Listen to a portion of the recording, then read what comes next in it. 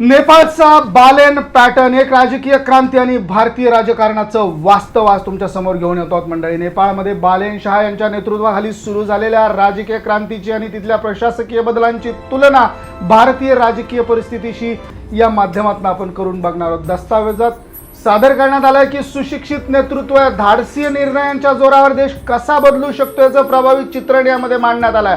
नेपाळमधील प्रशासकीय सुधारणा आणि बालेन शाह यांचा प्रभाव। नेपाळचे तरुण नेते बालेन शाह यांनी पंतप्रधान आणि प्रशासकीय स्तरावर अनेक क्रांतिकारी बदल घडवून आणल्यात।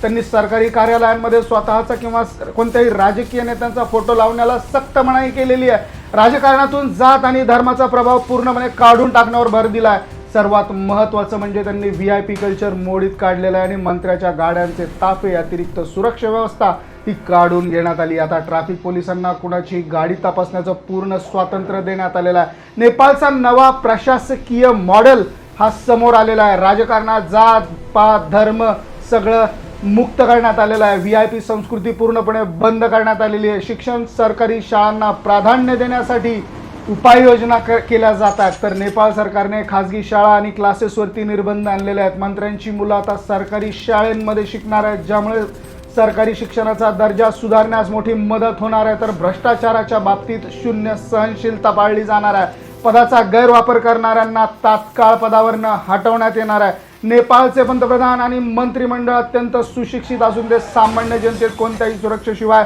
एकरूप होऊन जातात, जे एका रिअल लाईफच्या नायक सिनेमासारखं वाटतं। भारतीय राजकारणातील टीका आणि तुलना ही नेपाळच्या तुलनेत भारतातील राजकीय परिस्थिती ही चिंताजनक असल्याचं मत व्यक्त केलं जात आहे। भारतात केवळ मोठ्या घोषणा केल्या जातात, परंतु प्रत्यक्षात काहीही होत नाही। सरकारी शाळा असू देत, ग्रामीण रुग्णालयांची अवस्था असू देत, अतिशय दयनीय बघायला मिळते। सुशिक्षित नेतृत्वांच्या अभावामुळे आणि केवळ जातीपातीच्या राजकारणामुळे देशाचं मोठं नुकसान होत असल्याचं मत अनेक जण वापरतात। तर सोशल मीडिया अकाउंट्स बंद करण्यापेक्षा जर कामावर लक्ष केंद्रित केलं तर आज मतं विकत घेण्याची गरज या नेत्यांना आली नसती, असं देखील टीकाकारांचं म्हणणं आहे। तर मंडळी, भारत विरुद्ध नेपाळचा हा मुद्दा आहे। भारतात सद्यस्थिती अतिशय बिकट आहे। सरकारी शाळांचं समीक्षीकरण, सरकारी शाळांची दुरावस्था, नेतृत्व सुशिक्षित आणि तरुण असं असलं पाहिजे। अडाणी आणि धर्मवेडे या ठिकाणी येऊन बसलेले आहेत। तर बालेन शाह यांचं वय अंदाजित 35 वर्ष असलेलं आणि ऊर्जेने भरलेलं त्यांचं नेतृत्व आहे। बालेन शाह यांनी पंतप्रधान म्हणून कारभार स्वीकारल्यानंतर अवघ्या 15 दिवसात जगाला थक्क करणारे निर्णय समोर आलेले आहेत। कृती, योजना, सुशिक्षित आणि कामाची जाण असलेल्या उमेदवारांना मत द्या, असं आता